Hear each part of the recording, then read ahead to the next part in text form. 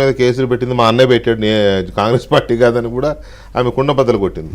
అయితే అది ఒక ఆస్పెక్ట్. అయితే ఇప్పుడు మీరు చెప్పినవన్నీ ఇప్పుడు వైసీపీ వాళ్ళు కానీ లేకపోతే కొంతమంది ఏమంటారంటే మీరు వాళ్ళు మాట్లాడుకునేటప్పుడు మీరు కుర్చీ సాటు ఉన్నారా, లేకపోతే గోడ సాటు ఉన్నారా, లేకపోతే మీరు విన్నారా, ఇట్లాంటివి వస్తాయి. ఇక ఇప్పుడు 5 ఏళ్ళు మనం ఇక్కడ కూర్చొని మాట్లాడినవన్నీ నిజమని మొన్న ప్రజలు నిరూపించారు కదా. అది ఓకే, అదొకే.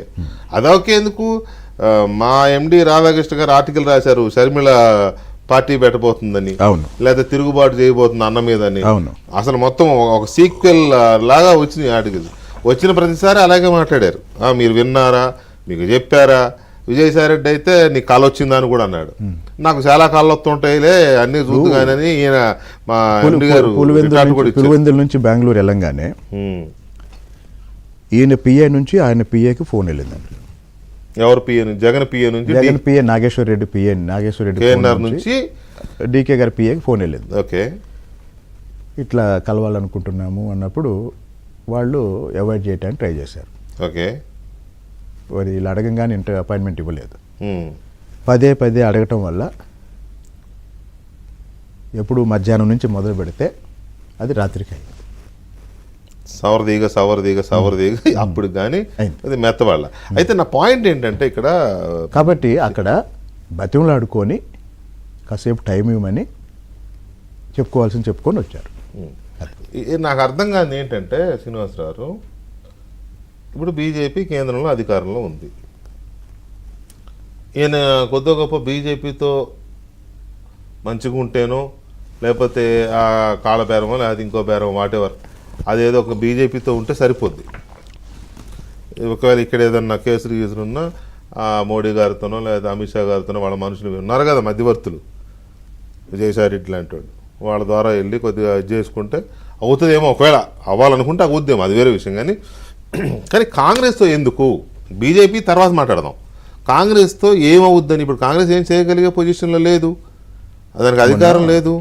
ఎన్నికల ఫలితాలు వచ్చిన తర్వాత విజయసాయి రెడ్డి గారు ప్రెస్ మీట్ పెట్టి బీజేపీని కూడా హెచ్చరించే ఒక స్టేట్మెంట్ ఇచ్చాడు. రాజ్యసభలో మా అవసరం ఉంటుంది, అవును, రాజ్యసభలో మేము లేకుండా పనులు కావు అని. మరి ఆ స్టేట్మెంట్ కూడా బీజేపీని హెచ్చరించడమే. అంటే ఇందాక ఇందులో 2 పడవల మీద కాళ్ళు పెట్టడం అనేది ఇప్పుడు పూర్తిగా చేస్తున్నారు. అదే నాకు 2 పడవలు అనేది అర్థమైంది.